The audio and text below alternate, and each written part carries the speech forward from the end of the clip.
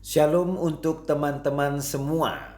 Melalui video ini saya menyapa teman-teman semua.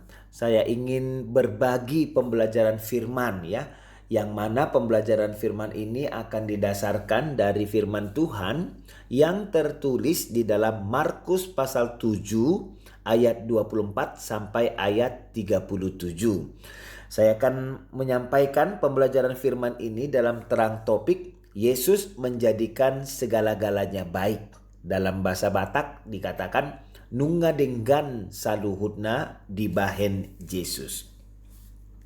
Nah, tentang ini teman-teman semua, Tuhan menginginkan hidup kita ada di dalam aturannya. Tuhan menginginkan hidup kita berjalan di dalam tujuan Tuhan. Jika kita mengikuti aturan Tuhan, maka berkat Tuhan, kehadiran Tuhan, kebaikan Tuhan itu semua akan kita alami. Tetapi bukan hanya kita yang akan mengalaminya. Orang-orang di sekitar kita juga akan ikut mengalaminya. Sehingga mari kita lihat pembelajaran yang bisa kita peroleh ya dari Injil Markus pasal 7 ayat 24 sampai 37 ini. Yang pertama ayat 24 saya bacakan kepada kita. Mari kita perhatikan teman-teman.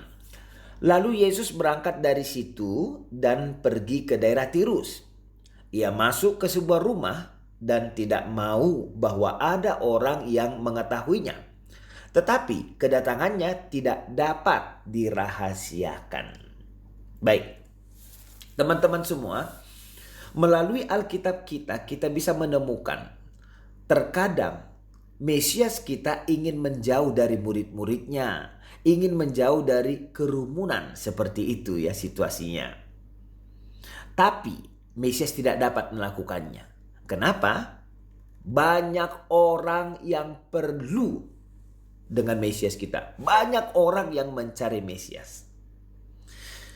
Tapi teman-teman, meskipun Mesias kita tidak punya kesempatan untuk menyendiri karena banyak orang yang perlu dengan dia, tentu orang mencari Mesias ini adalah respon yang benar teman-teman. Dari manusia kepada Tuhan. Cari Tuhan. Sehingga melalui ini kita diingatkan, kita semua diingatkan. Jika orang-orang banyak yang mencari Mesias, bagaimana dengan teman-teman? Bagaimana dengan kita? Dan jikapun kita mencari Mesias, apakah kita benar-benar mencari Mesias? Tentang hal mencari Mesias ini penting teman-teman. Saya mau kita memahami sesuatu tentang hal mencari Mesias ini. Jika kita mencari Mesias jika kita mencari Mesias itu berarti kita sudah bersedia untuk memenuhi apapun kehendak Mesias untuk hidup kita. Apapun perintah yang akan dikeluarkan oleh Mesias kepada kita. Jika kita mencari Mesias itu berarti teman-teman kita sudah siap untuk terlibat di dalam kerajaan Tuhan. Kita mencari Mesias itu berarti kita sudah siap untuk ambil bagian di dalam segala rencana Mesias itu untuk diri kita. Mengapa bisa seperti itu ya? Mengapa bisa seperti itu? Ya jujur aja lah ya. Kita cari Tuhan kan karena kita ingin sesuatu dari Tuhan ya kan? Kita mencari Tuhan kan karena kita ingin mendapat berkat dari Tuhan. Nah, Alkitab menunjukkan kepada kita bahwa ada hubungan yang erat teman-teman antara kerajaan Tuhan dengan berkat yang sudah disediakan Tuhan bagi kita. Ada hubungan yang sangat erat antara kerajaan Tuhan dengan berkat. Kita cari Tuhan supaya kita memperoleh berkat ya kan? Sehingga di sini dikatakan Yesus Mesias kita masuk ke sebuah rumah dan tidak mau bahwa ada orang yang mengetahuinya. Tetapi kedatangannya tidak dapat dirahasiakan. Selanjutnya dikatakan dalam ayat 25. Malah seorang ibu yang anaknya perempuan kerasukan roh jahat segera mendengar tentang dia, lalu datang dan tersungkur di depan kakinya. Nah, teman-teman semua, Mesias tidak ingin ada seorang pun yang tahu keberadaannya. Lalu dikatakan, tapi segera ada seorang ibu yang datang. Siapakah ibu ini? Seorang ibu yang anaknya perempuan kerasukan roh jahat. Seorang ibu ini dikatakan segera mendengar tentang Yesus Mesias. Kata yang penting dalam ungkapan ini adalah mendengar, ya. Mendengar di sini sangat penting. Kenapa, teman-teman? Kitab Roma menjelaskan kepada kita ada hubungan antara mendengar dengan beriman, ya kan? Sehingga di sini dikatakan perempuan itu mendengar tentang Tuhan Yesus. Pertanyaan penting tentang ini, teman-teman. Setelah perempuan itu mendengar tentang Yesus, apakah dia akan merespon kehadiran Yesus di sana dengan imannya? Nah, seperti tadi yang sudah saya sampaikan, teman-teman tentu tahu apa artinya merespon dengan iman, ya. Merespon dengan iman. Merespon dengan iman artinya perempuan ini bersedia, teman-teman, menerima apapun yang akan menjadi jawaban Tuhan baginya. Merespon dengan iman artinya perempuan ini bersedia menerima aturan Tuhan yang akan diberlakukan di dalam hidupnya. Perempuan ini bersedia untuk tunduk kepada tujuan Tuhan yang dinyatakan di dalam hidupnya. Itu makna, teman-teman, merespon di dalam iman. Sehingga dikatakan seorang ibu, dia segera mendengar tentang Mesias, dan ibu ini punya seorang anak perempuan yang kerasukan roh jahat atau unclean spirit. Nah, teman-teman semua, rupanya perempuan ini sedang berduka, ya, berduka secara spiritual. Kenapa? Karena kondisi anak perempuannya. Yang pertama, anak perempuannya itu dikatakan kerasukan roh jahat. Yang kedua, karena kerasukan roh jahat, tentu anak dari perempuan itu, anak perempuannya menderita secara fisikal, teman-teman. Nah, setelah perempuan itu mendengar tentang kuasa Tuhan Yesus, ya, dia mendengar tentang kemampuan kuasa Tuhan Yesus, apa yang dia lakukan? Dikatakan perempuan ini lalu datang dan tersungkur di depan kakinya. Maksudnya di depan kaki Tuhan Yesus. Baik, ini informasi yang sangat penting untuk kita, teman-teman. Datang dan tersungkur di depan kaki Tuhan kita. Teman-teman, saya mau katakan kepada kita, ini adalah gerak, ini adalah tindakan ketundukan total, ya. Penyerahan total dirinya kepada Mesias kita. Ketika kita mendekati Mesias dalam cara yang seperti ini, teman-teman, kita sedang menunjukkan kepada Mesias itu betapa kita ingin tunduk, betapa kita ingin berserah secara total kepadanya. Melalui ini kita peroleh perenungan, ya. Banyak orang yang datang kepada Tuhan. Tapi bagaimana sikap orang-orang yang datang kepada Tuhan itu? Mungkin ada orang yang datang kepada Tuhan dalam kondisi, jika Tuhan melakukan ini kepada saya, maka saya akan melakukan itu. Sehingga dalam kondisi seperti itu, tentu motivasi utama orang datang kepada Tuhan apa, teman-teman? We get what we want. Itu motivasi utamanya. We get what we want. Padahal Tuhan menghendaki semua orang yang datang kepadanya dengan kerendahan hati mau menerima apapun yang akan dinyatakan, diperintahkan, diberikan Tuhan kepadanya. Sehingga rumusannya, teman-teman, bukan we get what we want, tetapi we get what the Lord wants. Nah, sesudah perempuan ini, teman-teman, menunjukkan sikapnya. Apa sikapnya? Tuhan, saya akan tunduk secara total. Tuhan, saya akan ikut apapun yang akan engkau katakan. Saya akan ikuti secara total. Itu yang ditunjukkan oleh perempuan ini dalam sikapnya.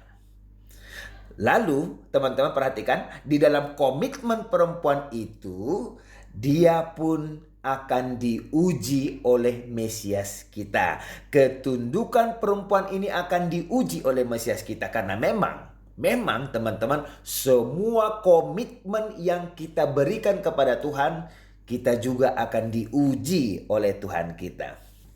Ini adalah salah satu cara Tuhan ya dalam merespon kita untuk menguji segala komitmen kita kepada Tuhan. Ayat 26. Perempuan itu seorang Yunani, bangsa Sirofenisia. Ia memohon kepada Yesus untuk mengusir setan itu dari anaknya. Nah, teman-teman semua, di ayat ini ditampilkan situasi penting lainnya. Apa itu? Ya kan? Perempuan ini adalah a Greek woman. Oke. Perempuan ini keturunan Sirofenisia. Artinya apa teman-teman? Artinya dia bukan orang Yahudi dengan iman Yahudi. Saya mau katakan sesuatu teman-teman sehubungan dengan ini ya. Status dari perempuan ini yang ditampilkan di sini, ini tidak akan menjadi problematik kalau kita memahami tujuan Tuhan. Kata kuncinya teman-teman, tujuan Tuhan. Ada tujuan Tuhan memilih Israel menjadi umatnya. Iya kan? Apa tujuan Tuhan itu teman-teman? Israel menjadi instrument of blessing. Itu tujuannya. Dalam rangka itu Alkitab menunjukkan kepada kita. Ketetapan Tuhan adalah Injil pertama sekali diberikan kepada the house of Israel. Sesudah Injil sampai kepada the house of Israel, barulah kemudian Injil itu menyebar dari Yerusalem ke Judea, lalu ke Samaria, dan ke seluruh bumi. Dan siapa teman-teman pertama sekali yang bertanggung jawab untuk itu? Tentu jawabnya adalah orang Israel sendiri. Sehingga Tuhan punya tujuan ya, dengan memberikan firman-Nya kepada Israel. Pertanyaannya teman-teman, apakah Israel bersedia menerima perintah Tuhan untuk mencapai tujuan Tuhan di dalam hidup mereka? Apakah Israel bersedia? Jika jawabnya bersedia, maka mereka akan diuji. Tetapi jika jawabannya tidak bersedia, maka berkat Tuhan, tujuan Tuhan, kebaikan Tuhan itu tidak akan diwujudkan melalui Israel. Selanjutnya dikatakan kepada kita, ia memohon kepada Yesus untuk mengusir setan itu dari anaknya. Teman-teman semua, kata mengusir yang dipakai di sini ini muncul dalam Greek subjunctive ya. Kita tahu bersama-sama yang namanya subjunctive ini itu bicara tentang ketidakpastian ya. Subjunctive itu bicara tentang keinginan atau niat ya, atau sesuatu yang mungkin belum tentu terjadi. Jadi dalam hal ini teman-teman, ketidakpastian ini tidak berhubungan dengan apakah Tuhan Yesus mampu mengusir roh jahat atau tidak. Bukan itu yang dimaksud. Tapi yang utamanya ketidakpastian di sini berhubungan dengan apakah Yesus mau mengusir setan itu dari anak perempuannya atau tidak. Mungkin juga ketidakpastian ini berhubungan dengan apakah perempuan ini nantinya akan menerima ketentuan Tuhan yang diberikan ke dalam hidupnya atau tidak. Nah, kita akan lihat lebih jauh lagi ayat 27 teman-teman. Ayat 27. Lalu Yesus berkata kepadanya, biarlah anak-anak kenyang dahulu, sebab tidak patut mengambil roti yang disediakan bagi anak-anak dan melemparkannya kepada anjing. Nah, teman-teman, ungkapan yang pertama dikatakan, biarlah anak-anak kenyang dahulu. Apa artinya ini, teman-teman? Jika kita hubungkan dengan anak perempuannya yang sedang sakit itu, tentu perkataan ini bisa diterima oleh perempuan itu, ya kan? Biarlah anak-anak kenyang dahulu. Tetapi teman-teman, melalui kalimat selanjutnya, kita tahu bahwa anak-anak yang dimaksud Mesias kita di sini, ini bukanlah anak perempuan itu yang sedang sakit.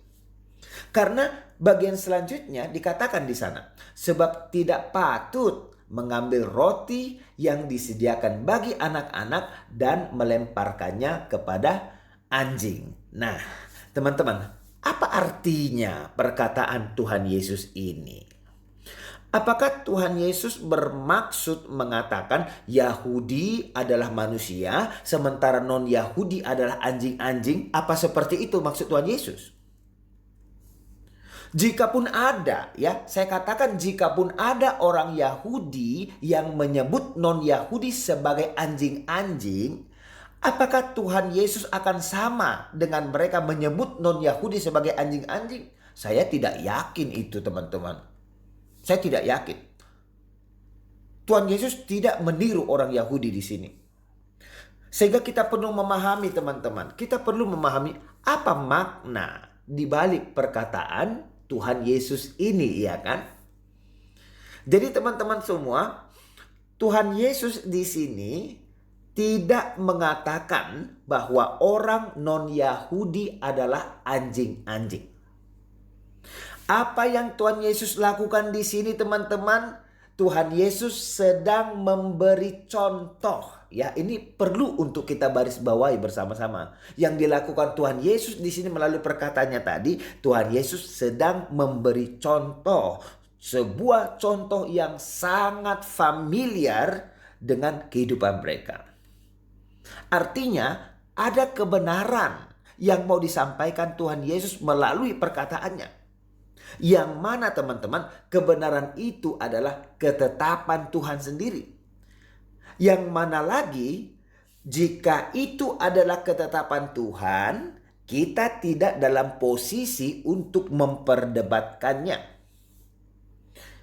Sehingga dalam hubungannya dengan perempuan ini, jika itu adalah ketetapan Tuhan, apakah perempuan ini dengan rela hati akan menerima ketetapan Tuhan itu untuk berlaku dalam hidupnya? Teman-teman, kebenaran yang mau Tuhan Yesus sampaikan kepada perempuan itu di sini, ya, saya katakan kepada kita. Firman Tuhan, perhatikan baik-baik, firman Tuhan terlebih dahulu diberikan kepada Israel. Oke? Berkat dan kerajaan Tuhan itu terlebih dahulu diberikan kepada Israel. Barulah kemudian firman Tuhan itu akan bergerak keluar Israel. Sehingga itulah ketetapan Tuhan yang mau Tuhan Yesus maksudkan kepada perempuan itu saat itu. Teman-teman, ini adalah ketetapan Tuhan, ya. Inilah ketetapan Tuhan. Apa itu? Israel dulu, baru keluar Israel. Sehingga saya mau katakan kepada teman-teman semua, di sini Tuhan Yesus tidak menyebut perempuan itu atau anak perempuannya yang sakit itu sebagai anjing. Tidak, ya. Jikapun ada orang Yahudi yang menyebut non-Yahudi sebagai anjing, di sini Tuhan Yesus tidak sedang meniru orang Yahudi itu. Saya harap penjelasan saya ini jelas bagi kita semua. Perhatikan baik-baik. Yang Tuhan Yesus katakan, teman-teman, yang Tuhan Yesus katakan di sini, tidak patut mengambil roti yang disediakan bagi anak-anak dan melemparkannya kepada anjing. Artinya pertama, ya, biarkan roti-roti itu sampai kepada anak-anak dulu. Seperti apa yang sudah ditetapkan oleh Tuhan. Sekarang, teman-teman, apakah perempuan itu baper, bawa perasaan? Tentu tidak, ya kan? Enggak, dari mana kita tahu? Ya tentu dari respon perempuan itu, ayat 28. Saya bacakan kepada kita ayat 28. Tetapi perempuan itu menjawab, benar Tuhan. Tetapi anjing yang di bawah meja juga makan remah-remah yang dijatuhkan anak-anak. Nah, teman-teman semua, dalam ayat 28 ini perempuan itu memakai kata Lord untuk menyapa Mesias kita. Jadi ceritanya ya, dia datang lalu dia sujud. Dia tunjukkan ketundukannya secara total kepada Mesias. Lalu dia menyapa Mesias itu dengan sebutan My Lord. Bahkan anjing yang di bawah meja juga makan remah-remah yang dijatuhkan anak-anak. Teman-teman, apa artinya ungkapan ini? Tadi situasinya kan,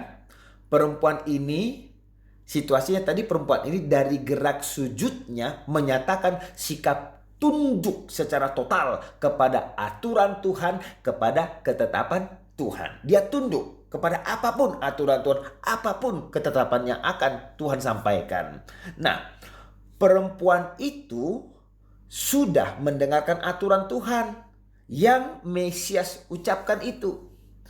Perempuan itu sudah mendengarkan, teman-teman. Sudah mengetahui ketetapan Tuhan itu. Sekarang dia berkata, bahkan anjing yang di bawah meja juga makan remah-remah yang dijatuhkan anak-anak. Teman-teman, saya mau katakan kepada kalian, ini yang mau dia katakan. Dia mau katakan, perempuan ini sebenarnya mau mengatakan, baik Tuhan, jika itu urutan ketetapan dari Tuhan. Aku tidak ada masalah dengan ketetapan urutan itu. Aku tidak ada masalah dengan analogi yang Tuhan pakai itu. Kenapa? Karena pada akhirnya, perhatikan, anjing-anjing dalam analogi itu menerima makanannya juga. Pada akhirnya anjing-anjing akan menerima makanannya juga. Nah, teman-teman, sesudah perempuan itu mengatakan yang pertama tadi, aku setuju dengan urutan ketetapan Tuhan itu. Ya, aku setuju. Aku tidak ada masalah. Dengan analogi itu aku tidak ada masalah. Sekarang di sini perempuan itu berkata, aku setuju Tuhan. Aku setuju Tuhan, ketetapan itu juga bisa berlaku kepadaku. Aku setuju Tuhan. Firman itu, berkat itu, kerajaan Tuhan itu juga bisa berlaku kepadaku. Meski aku hanya seorang Siro Venesia. Itu yang mau disampaikan oleh perempuan itu kepada Mesias kita. Sehingga mendengar perkataan perempuan itu ayat 29. Maka kata Yesus kepada perempuan itu, karena kata-katamu itu. Ya, karena kata-katamu itu, pergilah sekarang, sebab setan itu sudah keluar dari anakmu. Nah, teman-teman, apa yang terlihat dari perkataan perempuan itu tidak lain adalah iman. Iman muncul ketika kita mendengar firman Tuhan. Iman muncul ketika kita berjumpa dengan Mesias. Iman muncul ketika kita menerima ketetapan Tuhan, menerima firman dari Mesias. Iman muncul, teman-teman, ketika kita menerima aturan, ketetapan, tunduk secara total kepada Tuhan. Sehingga dikatakan dalam ayat ini, waktu ketika perempuan ini menyatakan menerima aturan Tuhan itu, menerima ketetapan Tuhan itu untuk diberlakukan dalam hidupnya, apa yang terjadi, teman-teman? Ketika perempuan itu mengatakan itu, setan keluar dari tubuh anak perempuannya. Ayat 30. Perempuan itu pulang ke rumahnya, lalu didapatinya anak itu berbaring di tempat tidur, sedang setan itu sudah keluar. Nah, teman-teman semuanya, dari awalnya tadi ya, dari awalnya bagian ini bicara tentang anak perempuan yang sakit. Itu secara spesifik ya, anak perempuan yang sedang sakit. Itu dari awalnya tadi. Tapi ketika Mesias kita berbicara, ketika anak itu sudah disembuhkan, kata yang dipakai berbeda teman-teman. Kata yang dipakai menjadi anak-anak. Ini mau menunjukkan sesuatu kepada kita. Setelah berkat datang, setelah Injil datang, setelah kerajaan Tuhan datang, teman-teman, tidak ada perbedaan antara Yahudi dan juga non-Yahudi yang menyambut kebenaran itu di dalam iman seperti perempuan ini. Lalu ungkapan berikutnya, didapatinya anak itu berbaring di tempat tidur. Ini informasi yang penting karena dikatakan anak itu beristirahat. Apa yang mau diinformasikan tentang kebenaran ini? Anak itu beristirahat. Saya mau katakan kepada kita teman-teman, salah satu akibat dari kerasukan setan ya, salah satu akibat dari kerasukan setan adalah kurangnya istirahat. Kenapa? Karena ketiadaan damai.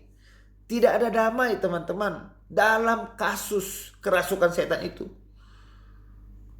Orang yang kerasukan tidak bisa mengalami ketenangan.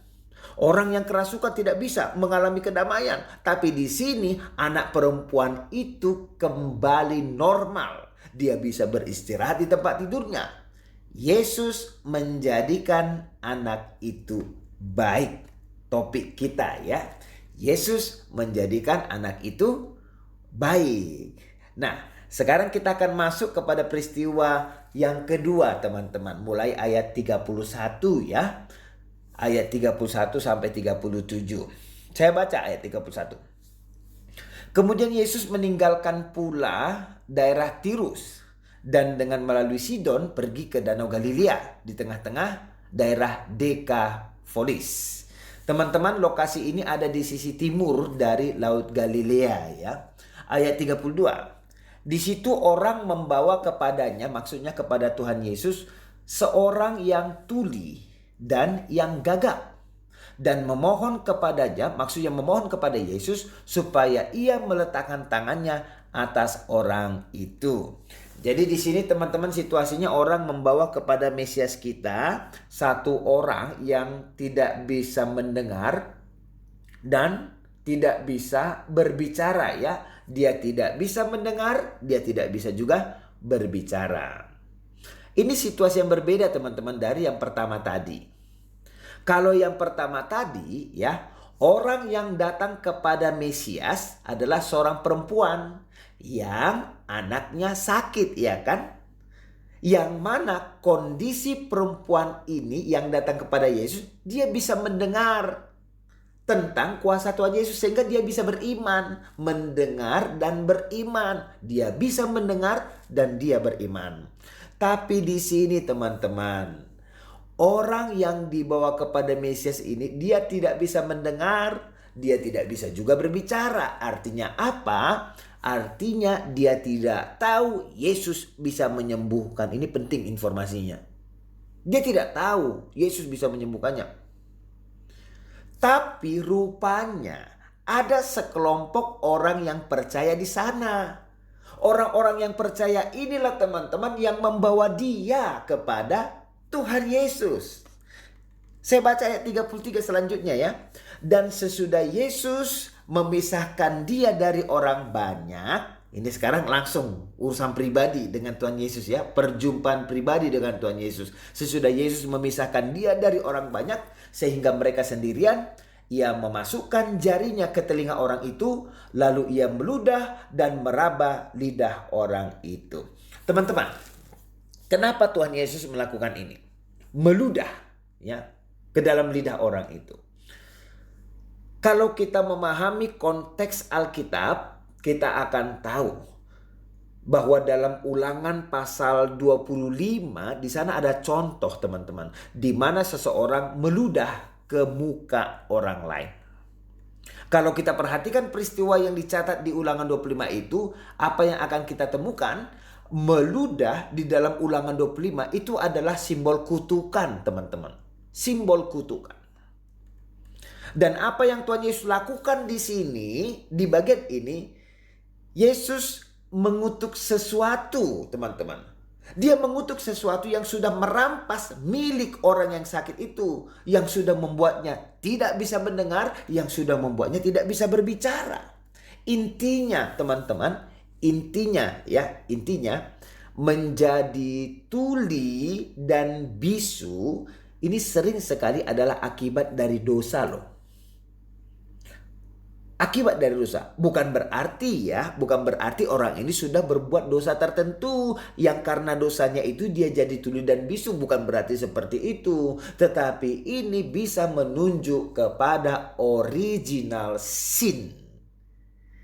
Original sin. Original sin, teman-teman, akan memanifestasikan dirinya dalam hidup setiap orang dengan cara yang berbeda-beda. Saya ulangi kepada kita. Original sin akan memanifestasikan dirinya dalam hidup setiap orang dengan cara yang berbeda-beda. Sehingga di sini Mesias datang untuk mengutuk dosa. Mesias datang untuk mengalahkan dosa. Mesias datang untuk mengembalikan segala sesuatu kepada aturan Tuhan. Memposisikan kembali segala sesuatu kepada tujuan Tuhan. Topik kita menjadikan segala-galanya baik. Ayat 34. Kemudian sambil menengadah ke langit, Yesus menarik nafas dan berkata kepadanya, Efatah. Artinya be open, terbukalah. Ayat 35. Maka terbukalah telinga orang itu. Maka terbukalah telinga orang itu, dan seketika itu terlepas pula lah pengikat lidahnya. Lalu ia berkata-kata dengan baik. Nah, di sini menarik, teman-teman, kepada kita diberitahukan apa itu? Ada sesuatu yang mengikat lidahnya. Ada sesuatu yang mengikat lidahnya yang telah membuatnya tidak bisa berbicara. Jadi dalam konteks ini, teman-teman, dalam kasus ini seseorang tidak bisa berbicara. Kenapa? Karena dia tidak bisa mendengar. Ada hubungannya, teman-teman. Ada hubungannya tidak bisa berbicara dengan tidak bisa mendengar. Sehingga hanya dengan menyembuhkan penyakit tidak bisa mendengar dari orang itu, hanya dengan membuatnya bisa mendengar kembali, dan sesudah dia bisa mendengar, seketika itu juga sesuatu yang mengikat lidahnya pun dikatakan terlepas pula lah. Nah, teman-teman semua, saya mau kasih contoh Saya mau kasih contoh kepada kita. Seseorang mulai belajar berbicara. Seseorang mulai belajar berbicara itu berhubungan dengan mereka mendengar sesuatu. Misalnya, seorang ibu bilang Abba, lalu bayinya dengar, Bayinya dengar, ibunya bilang Abba. Kemudian bayinya mencoba untuk mengucapkan kata yang sama seperti yang dia dengar. Abba, seperti itu. Dengan mendengar sesuatu, seseorang belajar untuk mengucapkan sesuatu. Sehingga kita perhatikan di sini, teman-teman. Kita perhatikan di sini yang pertama, Tuhan Yesus menyembuhkan telinganya. Kemudian Tuhan Yesus membebaskan lidahnya dan dia bisa berbicara. Pertanyaannya, bagaimana dia bisa berbicara? Selama ini kan orang ini tidak pernah mendengar sesuatu, teman-teman. Dia tuli selama ini. bagaimana dia bisa berbicara? Seperti yang ada dalam hati kita bersama-sama. Kuasa Tuhan Yesus, iya kan? Kuasa. Ketika Mesias menyembuhkannya teman-teman, dia berbicara dengan jelas. Ini mukjizat. Ini mukjizat. Kita perlu belajar supaya kita bisa berbicara loh. Tidak ada satu orang pun dari kita yang tanpa belajar dia langsung bisa berbicara. Enggak. Kita perlu belajar supaya kita bisa berbicara. Anak-anak kita kalau tidak belajar bicara, mereka nggak akan bisa bicara teman-teman. Tapi orang ini langsung bisa berbicara, bukan hanya sembarang bicara, dengan jelas dikatakan di sana. Dengan jelas ya, ini mukjizat teman-teman. Ini pekerjaan Tuhan kita. Ayat 36. Yesus berpesan kepada orang-orang yang ada di situ supaya jangan menceritakannya kepada siapapun juga. Tetapi makin dilarangnya mereka, makin luas mereka memberitakannya. Nah, teman-teman, ini informasi yang mau menekankan bahwa orang-orang mulai memproklamasikan tentang kebenaran ini. Orang-orang mulai berbicara tentang kuasa ini. Kenapa? Tentu bukan karena mereka pemberontak orangnya ya, udah disuruh jangan kasih tahu, dikasih tahu. Tentu bukan karena mereka pemberontak atau bukan karena mereka tidak mau mentaati Mesias. Tetapi saya melihat di sini teman-teman, mereka tidak mampu menahan diri mereka untuk tidak mengatakan kebenaran. Mereka tidak mampu teman-teman menahan diri mereka untuk tidak membicarakan mukjizat dari Tuhan kita Yesus Kristus. Apalagi melalui Alkitab kita ya, melalui Alkitab kita kan kita tahu salah satu tanda yang dilakukan Mesias yang akan datang itu, salah satu tanda adalah membuat orang tuli mendengar dan membuat orang bisu berbicara. Itu tanda. Tanda di mana kita bisa mengenali Mesias itu. Dia akan membuat orang yang tuli mendengar, orang yang bisu berbicara. Karenanya ketika Tuhan Yesus melakukan mukjizat ini ya, taulah kita Yesus adalah Mesias itu. Meski Tuhan Yesus katakan jangan ceritakan peristiwa ini. Teman-teman, mereka tidak bisa menahan diri mereka. Itu mereka. Bagaimana dengan kita? Bagaimana dengan kita? Bagaimana dengan teman-teman? Jika teman-teman sudah tahu tentang kebenaran Tuhan Yesus, Mesias, apakah teman-teman bisa berkuasa menahan diri untuk tidak memberitakan kebenaran itu? Bisa menahan diri teman-teman. Meski dunia ini memaksa kita untuk diam. Ya. Meski dunia ini menghalang-halangi kita. Apakah teman-teman berkuasa untuk menahan diri tidak mengatakan kebenaran itu? Sehingga mungkin berita ini akan menyerang iman orang lain ya. Mungkin saja. Ayat 37. Ini ayat terakhir. Mereka takjub dan tercengang dan berkata, ia menjadikan segala-galanya baik. Topik kita, yang tuli dijadikannya mendengar, yang bisu dijadikannya berkata-kata. Teman-teman, dikatakan ia menjadikan segala-galanya baik. Ya, saya selalu mengatakan kata baik ini berhubungan dengan kehendak Tuhan. Kata baik ini berhubungan dengan ketetapan Tuhan.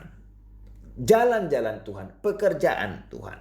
Sehingga apa yang dikatakan di sini ya, apa yang Tuhan Yesus lakukan itu sesuai dengan kehendak Tuhan. Apa yang Tuhan Yesus lakukan itu sesuai dengan ketetapan Tuhan. Ketetapan Tuhan harus berlaku ya. Kehendak Tuhan harus berjalan. Tetapi setan tidak akan tinggal diam. Setan akan bekerja untuk merusak segala jalan-jalan yang sudah Tuhan bangun. Tetapi nggak usah khawatir teman-teman. Kerusakan itu tidak akan bertahan untuk selama-lamanya. Kenapa? Karena firman Tuhan bekerja. Karena Mesias bekerja untuk memulihkan segala situasi supaya kehendak Tuhan bisa terwujud sebagaimana mestinya, ya. Yang tuli dijadikannya mendengar, yang bisu dijadikannya berkata-kata. Mukjizat ini teman-teman menekankan tanda yang dilakukan Mesias yang akan datang. Apa itu? Pemulihan. Ini juga mengingatkan kita kepada pelajaran yang pertama tadi, perempuan Sirofenesia. Ketetapan Tuhan adalah kepada Israel dulu, baru kepada non-Israel. Ketika kita terima ketetapan Tuhan itu, terima aturan Tuhan itu, apa yang terjadi? Pemulihan. Ya, pemulihan. Tuhan memulihkan kita kepada kondisi seperti apa yang Tuhan inginkan. Sehingga kita harus menerima kebenaran. Kita harus mau menerima apa yang menjadi ketetapan Tuhan.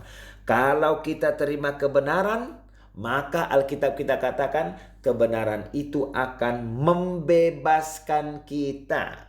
Kebenaran itu akan memerdekakan kita. Tapi kalau kita tidak menerima kebenaran, kalau kita tolak kebenaran, kita tidak percaya, maka kita butuh untuk dipulihkan. Karena kita tetap ada di dalam kuasa kegelapan. Jadi teman-teman, marilah kita satu gerak, satu semangat dengan Tuhan kita Yesus Kristus, ya. Kita satu gerak, satu semangat dengan Tuhan kita Yesus Kristus, yang mana Yesus bekerja, berkarya untuk menjadikan segala-galanya baik. Apa yang baik itu semua berasal dari Tuhan. Tuhan Yesus memberkati kita semua. Amin.